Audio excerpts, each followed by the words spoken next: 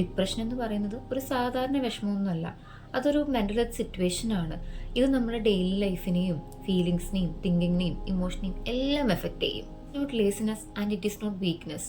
ഇത് നിങ്ങൾക്ക് കൺട്രോൾ ചെയ്യാൻ പറ്റുന്നൊരു കാര്യമല്ല. അതായത് നമുക്കൊരു നിരാശയോ വിഷമോ ഒക്കെ തോന്നിക്കഴിയുമ്പോൾ ബി പോസിറ്റീവ്, ഞാൻ പോസിറ്റീവായിട്ട് തിങ്ക് ചെയ്യണം, അങ്ങനെയൊക്കെ ജസ്റ്റ് മനസ്സിൽ വിചാരിച്ചുകൊണ്ട് ഇത് നമുക്ക് ട്രീറ്റ് ചെയ്യാൻ പറ്റുന്നൊരു കാര്യമല്ല. ഈ ഡിപ്രഷൻ എക്സ്പീരിയൻസ് ചെയ്യുന്നതിലുണ്ടാകുന്ന മാറ്റങ്ങൾ എന്ന് പറഞ്ഞു കഴിഞ്ഞാൽ ഇവർക്ക് എപ്പോഴും വിഷമമായിരിക്കും. അതായത് എന്താ റീസൺ എന്ന് പോലും അറിയാതെ വിത്തൗട്ട് ക്ലിയർ റീസണിലായിരിക്കും ഇവർ വിഷമിച്ചുകൊണ്ടിരിക്കുന്നുണ്ടാവുക. അതേപോലെ തന്നെ ലോസ് ഓഫ് ഇൻട്രസ്റ്റ്, ഒരു കാര്യത്തിലും ഇൻട്രസ്റ്റ് ഉണ്ടാവില്ല. ഒരാളെ കാണാനോ സംസാരിക്കാനോ ഒരു സ്ഥലത്ത് പോകാനോ ഒന്നിലും ഇൻട്രസ്റ്റ് ഉണ്ടാവില്ല. ലോ എനർജി ആയിരിക്കും ഉണ്ടാകുന്നത്.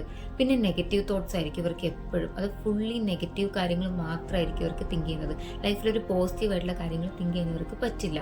പിന്നെ സ്ലീപ്പിങ്ങിലും ഫുഡ് ടേക്കിങ്ങിലും ചേഞ്ചസ് ഉണ്ടാവും. അതായത് ചിലപ്പോൾ കുറേ അധികം ഇവർ സ്ലീപ്പ് ചെയ്യും, ചിലപ്പോൾ ഒട്ടും സ്ലീപ്പിംഗ് ഉണ്ടാകത്തില്ല.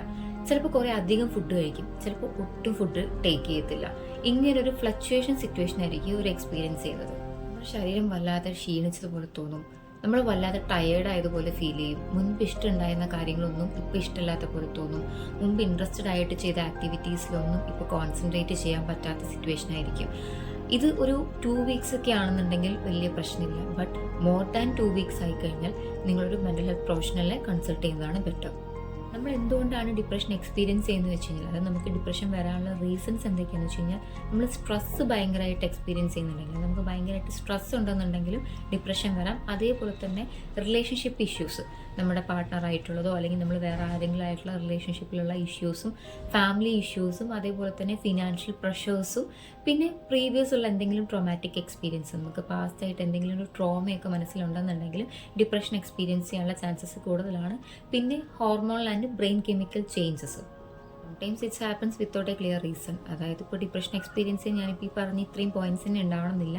ചിലപ്പോൾ വേറെ എന്തെങ്കിലും റീസൺ കൊണ്ടും ഡിപ്രഷൻ എക്സ്പീരിയൻസ് ചെയ്യാവുന്നതാണ്. Depression is an illness just like blood pressure, diabetes. നമുക്കിപ്പോൾ ഒരു പനി വന്നു കഴിഞ്ഞാൽ നമ്മൾ ഡോക്ടറെ കൺസൾട്ട് ചെയ്യത്തില്ലേ? സോ ഡിപ്രഷന് മാത്രമേ തന്നെയുള്ളൂ. ഇതൊരിക്കലും നിങ്ങളുടെ തെറ്റല്ല. So don't blame your self. ഇപ്പോൾ നിങ്ങൾക്ക് അറിയാവുന്നവരാരെങ്കിലും ഡിപ്രഷൻ എക്സ്പീരിയൻസ് ചെയ്യുന്നുണ്ടെന്നുണ്ടെങ്കിൽ നിങ്ങൾ അവരെ ബ്ലെയിം ചെയ്യാതെ മാക്സിമം ഒരു മെൻ്റൽ സപ്പോർട്ട് കൊടുക്കുക. ഇതിൻ്റെ പ്രിവെൻഷൻ എന്താണെന്ന് വെച്ച് കഴിഞ്ഞാൽ, നമുക്ക് വിശ്വാസമുള്ള ഒരാളോട് ഭയങ്കര ഡീപ്പായിട്ട് ക്ലോസ് ആയിട്ട് സംസാരിക്കുക. അതേപോലെ തന്നെ ഒരു പ്രൊഫഷണൽ ഹെൽപ്പും കൂടി സീക്ക് ചെയ്യുക. അതായത് ഒരു സൈക്കാട്രിസ്റ്റിനെയോ സൈക്കോളജിസ്റ്റിനെയോ കൂടി ഒന്ന് കൺസൾട്ട് ചെയ്യുക. അവർക്ക് നിങ്ങളെ ഭയങ്കര ഡീപ്പായിട്ട് ഹെൽപ്പ് ചെയ്യാൻ പറ്റും.